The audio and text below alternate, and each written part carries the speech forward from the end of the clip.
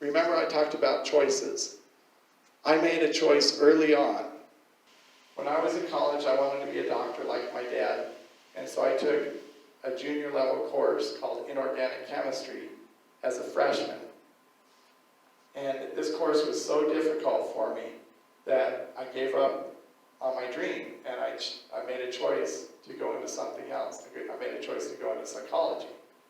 20 years later, when I was finally paying off my student loans, one of the psychiatrists asked me, "Bill, why didn't you become a psychiatrist?"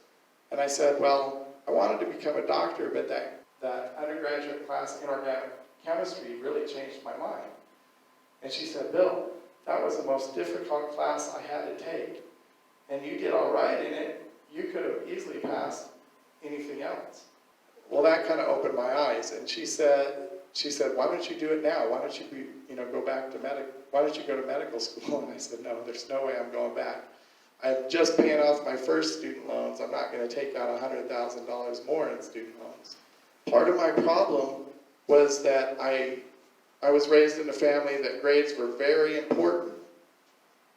Other people thought F's and D's were bad grades.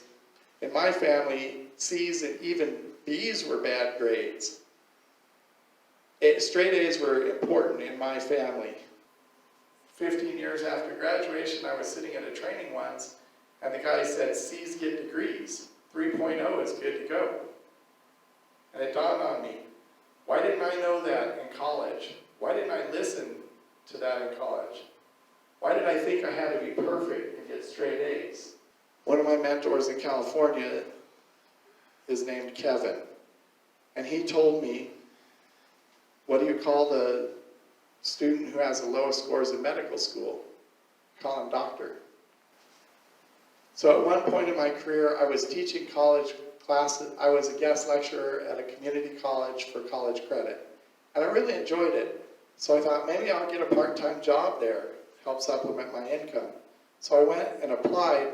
The guy who took my application, I remember I had my interview, and the guy who took my application, he sat down with my transcripts, and he looked at me and he said, "You got a C in health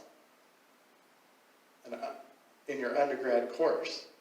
And I said, "Yeah, it didn't work out with my schedule, but it was too late to drop the course. So as you can see on my transcript, I retook that course and I got an A in it. But you got a C." I said, "It's never been a problem for my jobs." And he said, "Well, working in the field is one thing, but being a professor in the field is completely different. You're expected to get straight A's." And I looked at him, and I was polite and said, "Okay," and took my transcripts and I left. But I looked at him, and in my mind I was thinking, "Okay, Mr. Einstein, do you have 3 published papers like I do? Do you have 5 books like I do?" At the time? Now there's more. Where's your work for, where's all your work for having these straight A's? And are you some brilliant person? Why are you working at a community college? I mean, this isn't UCLA. Jerzy Gregorek was a world champion weightlifter, and he said, "Easy choices, hard life. Hard choices, easy life." When I chose to not become the doctor and to go into psychology instead, which was a lot easier, I made an easy choice, and my life has been harder ever since.